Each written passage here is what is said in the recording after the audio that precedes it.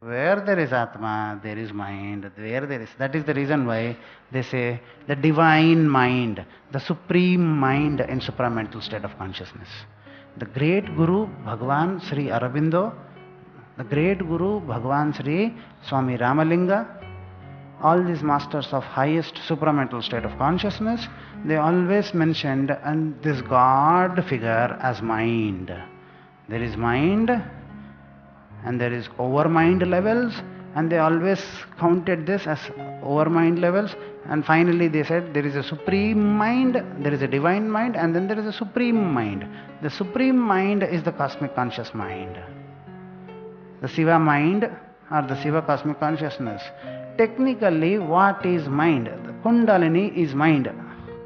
Chitti Shakti is what? If Chitti Shakti is not there, the Chitti Shakti is what? Mind. Mind also people use it as synonymous to Chitti Shakti? Yes or no? Now Kundalini is Chitti Shakti.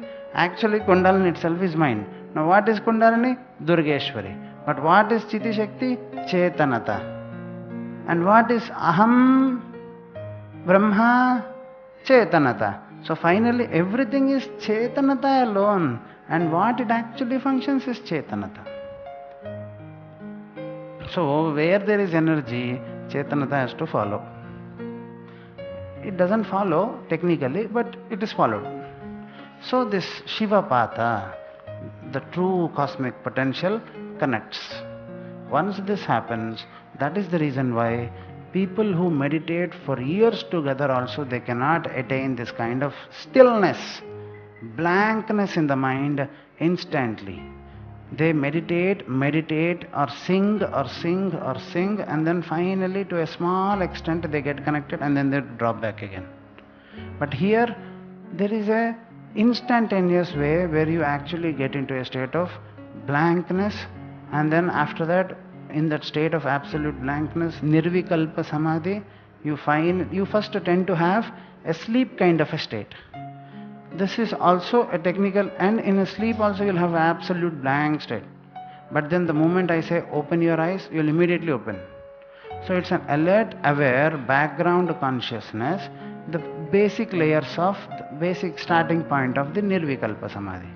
As you go deeper and deeper and deeper, you are actually going into a Sahaja Nirvikalpa Samadhi, where you are absolutely aware in the state of being.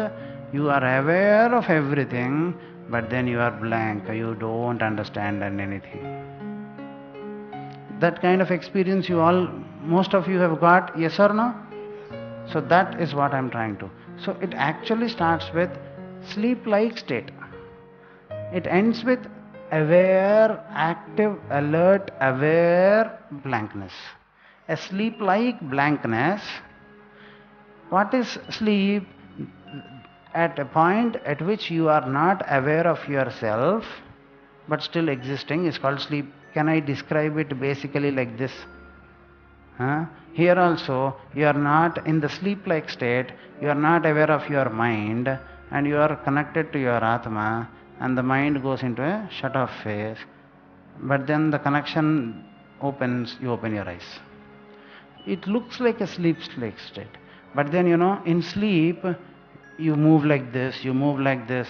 In a bus, if you travel in buses, you'll see people sitting like this, and then they sleep like this, like this, like this. They move. But then in meditation, you close your eyes, you sit like this, you sleep, and then you feel like you have slept, and then you open your eyes, you'll be sitting like this. You won't actually move a lot. But you'll feel, I have slept, Guruji. Maybe I have slept. It's not that you have slept. It's that, in that perfect stillness, your mind does not actually want alertness. It did not have this habit. It lost its habit of alertness for ages. And suddenly you want it to get to a state of alertness, it is very difficult. So what it tries to goes into a state of, as I have explained you in the last few days, it goes into a basic theta state.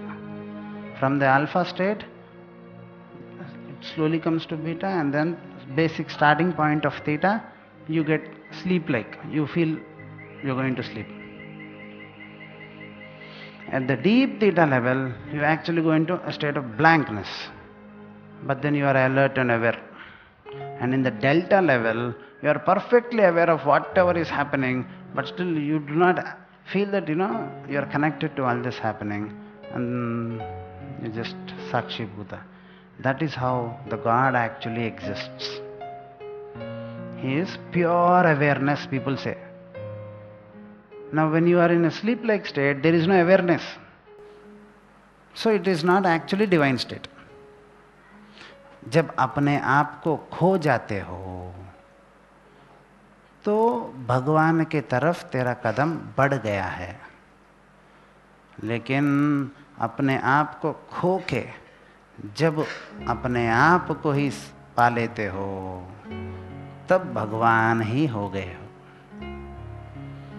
फर्क है। Losing consciousness or awareness is different. In state of losing consciousness, you are not under the control and of yourself, and you ask yourself, if you are sleeping, you are losing your consciousness and you go into a state of sleep. Now there a person comes to you and say, please wake up, you will not wake up because you won't be able to hear it at all. But in these meditations, even in that sleep state, you are able to hear, but then you don't want to open your eyes. You understand? So that is different and this is different. That is losing consciousness, this is losing awareness.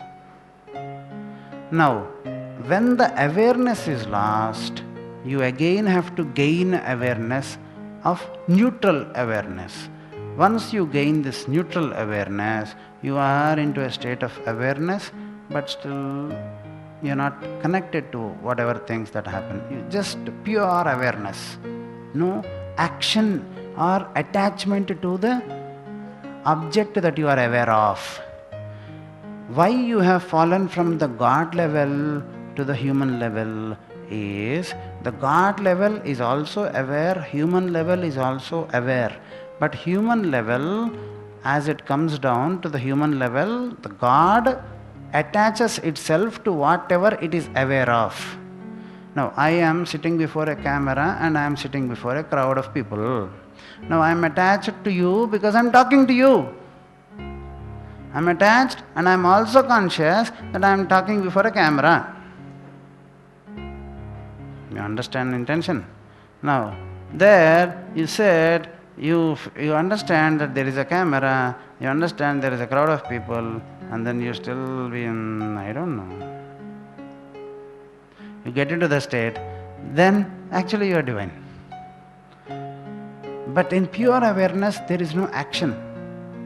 Human, for the sake of action, they compromise this pure awareness and get into state of bondage.